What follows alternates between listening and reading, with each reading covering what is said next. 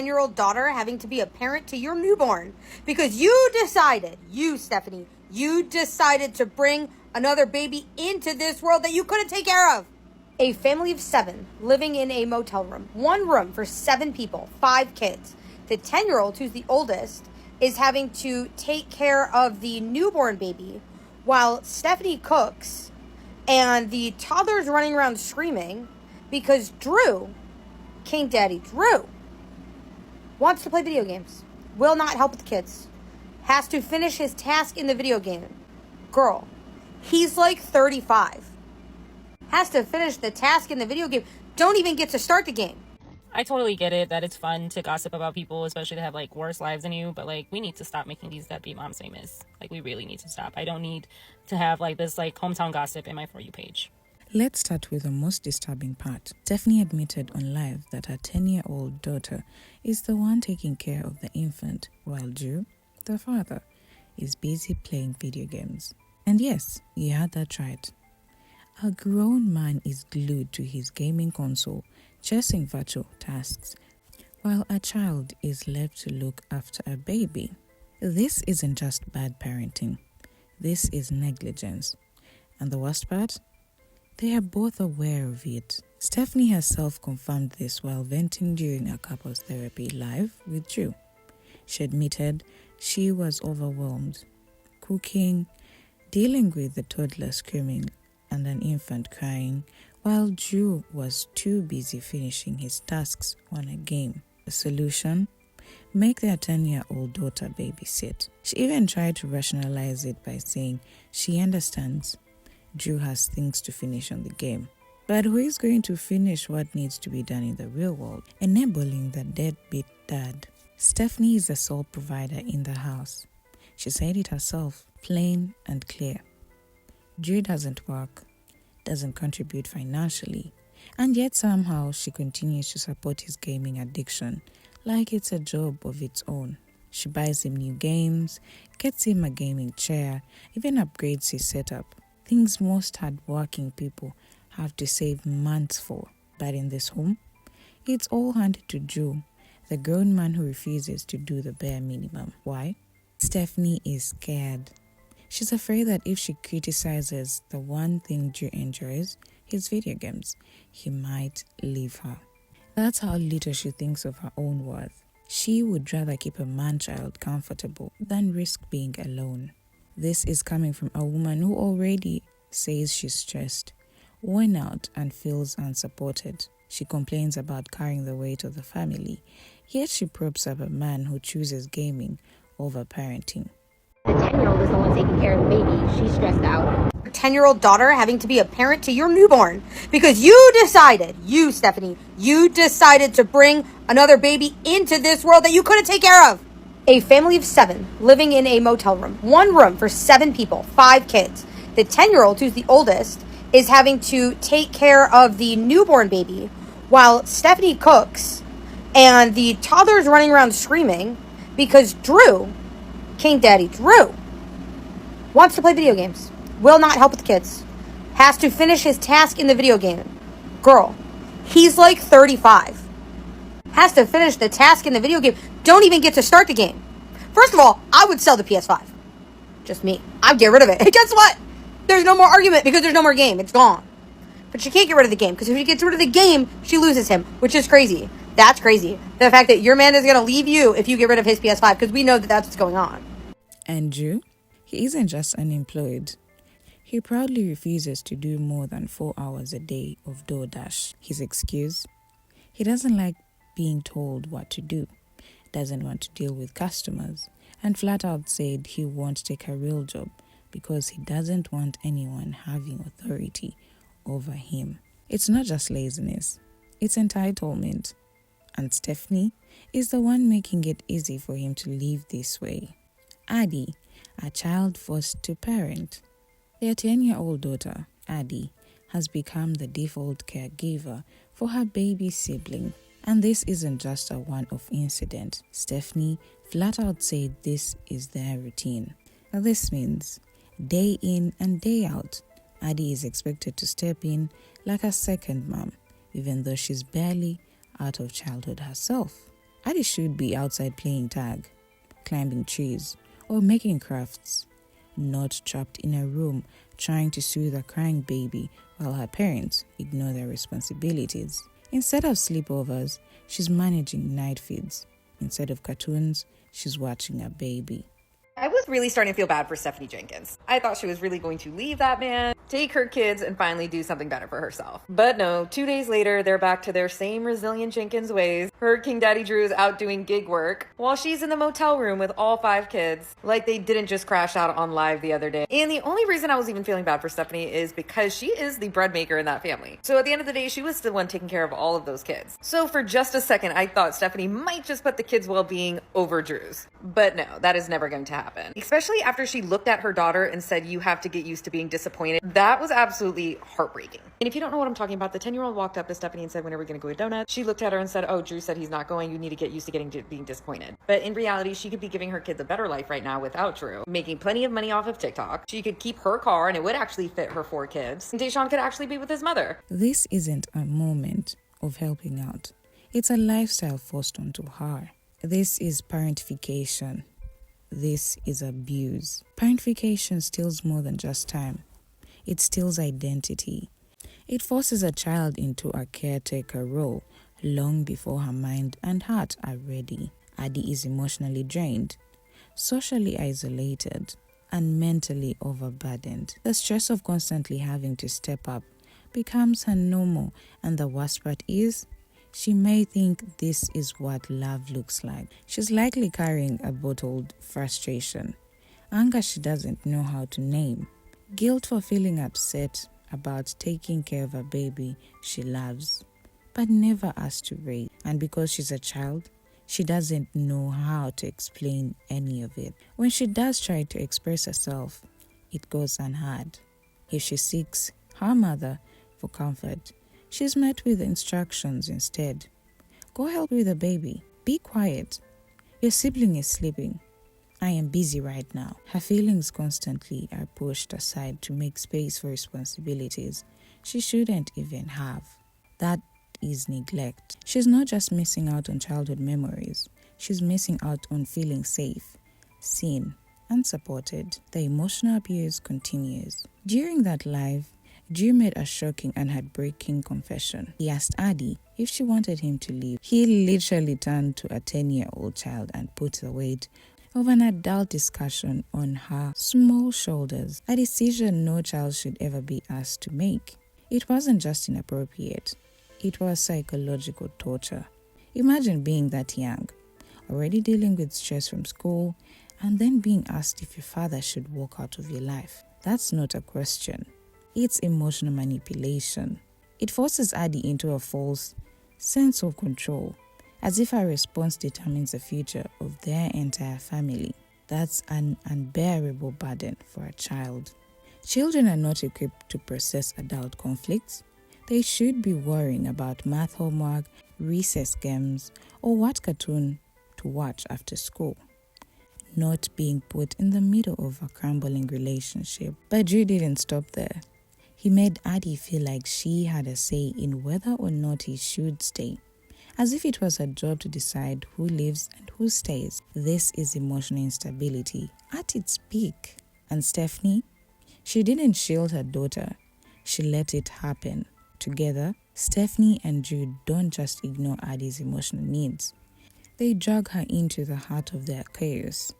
They dump their pain, their frustration, and their toxic dynamic on her fragile shoulders. They turn to her when they want validation, make her the middleman when they argue, and guilt trip her into thinking her opinion could fix what they refuse to fix themselves. It's not just wrong, it's deeply damaging. Addie isn't a therapist. She's not their equal. She's a child who needs to be protected, not used as a pawn in the relationship drama. Signs of favoritism and rejection. This isn't the first time Addie has been treated like an afterthought. She wrote to her sister on her birthday that she hated the day and felt left out. That one message said so much, more than any crying could. She showed how deeply ignored and invisible she feels. And when it came to Addie's own birthday, not a single post, No cake, no photo, no celebration, nothing to even suggest her day was special. Meanwhile, the other kids' birthdays are shared online with excitement, balloons, and attention. You scroll through their mom's page and it's all love and spotlight for everyone but Addie. It's not just favoritism, it's rejection. It's almost like she doesn't exist until she's needed. They forget her when it comes to love, but remember her when it comes to labor. She's invisible in her own family, yet expected to carry adult burdens. And the signs are all over her face. She looks tired, not the kind of tired a child should be feeling after playing outside. She looks emotionally tired, like someone who's holding in too much, trying not to break down. She looks angry, and not just from a bad day, but from being constantly overlooked. She looks drained because she is. She's carrying the emotional and physical overload that Drew, the father, should be handling. While 10-year-olds are learning how to ride bikes, Addie is learning how to survive in a house that constantly puts her last. More neglect, more suffering. And Drew, let's be honest, he doesn't want to be a dad, not even a little. He said it out loud that if Stephanie left him, he would give up Deshaun without a fight. That wasn't said in a moment of anger. That was a decision already made in his mind. And let's not forget, Deshaun isn't even his biological child. Yet, instead of choosing love and protection for a child in his care, Drew's first instinct is to walk away. Stephanie hasn't been much better. We've seen her coldly send her daughters away when they simply wanted to spend time with her. One of them got hit with the words, "Get used to the disappointment." Imagine hearing that from your own mother when all you want is her attention. That's not just hurtful. It leaves a scar. Their toddler, often left outside, alone, playing in the dirt. No supervision, no toys, just dirt and silence. This isn't a backyard with a swing. It is a bare ground beside a cramped motel. That's where the little child is spending their early years. Their infant, being raised by her 10-year-old sister.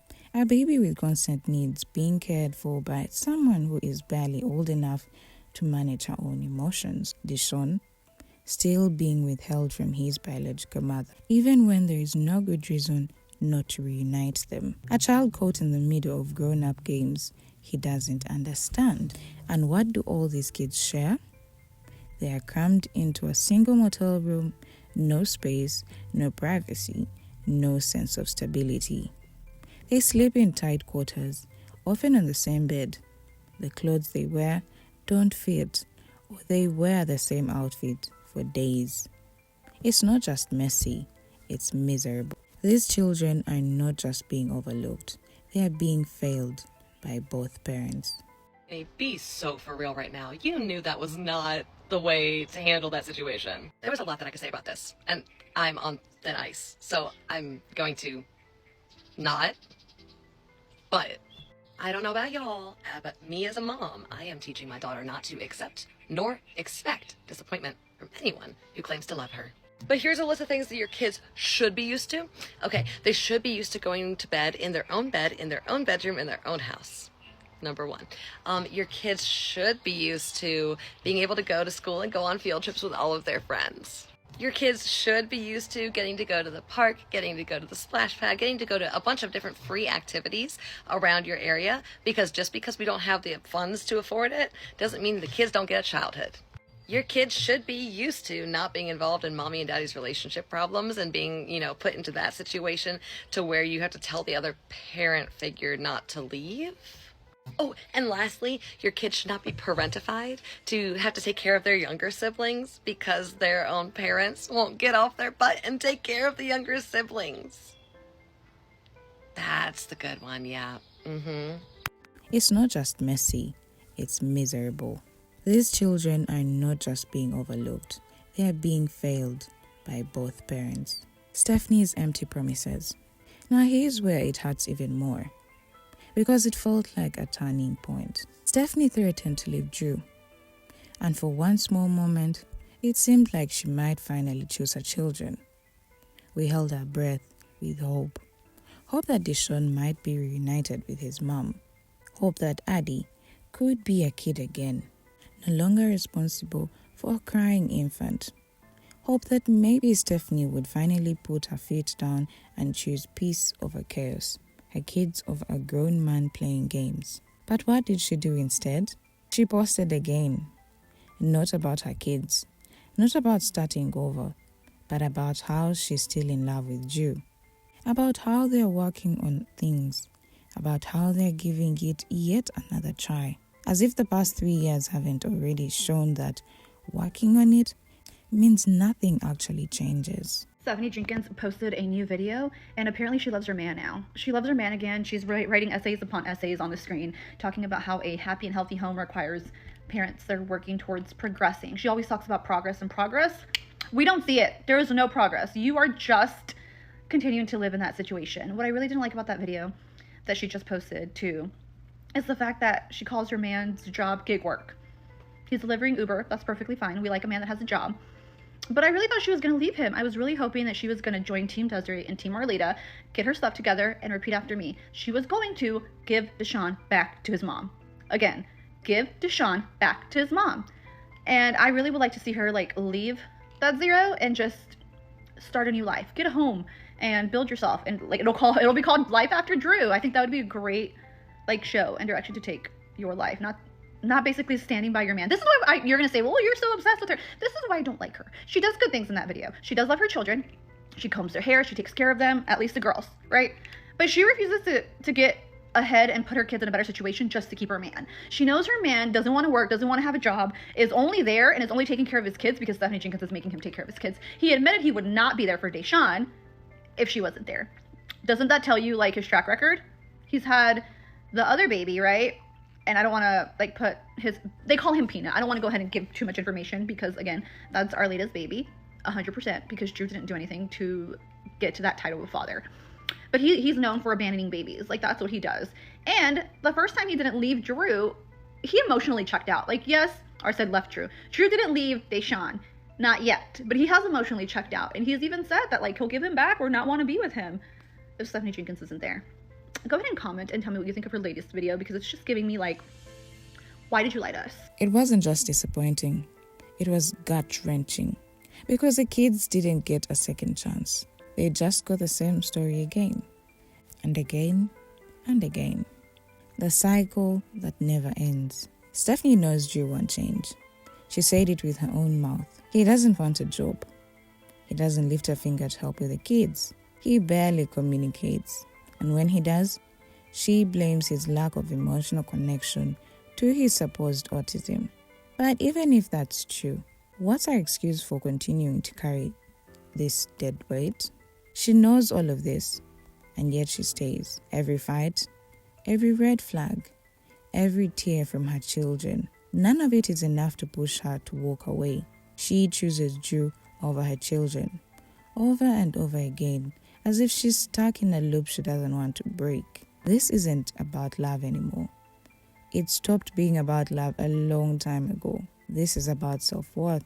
This is about a woman who has convinced herself that Drew is the best she can ever get, that no one else will want her, that a man who plays video games all day and refuses to be a father is still better than being alone. She clings to him, fiercely and desperately, even if it means watching her kids suffer in silence. That's not parenting.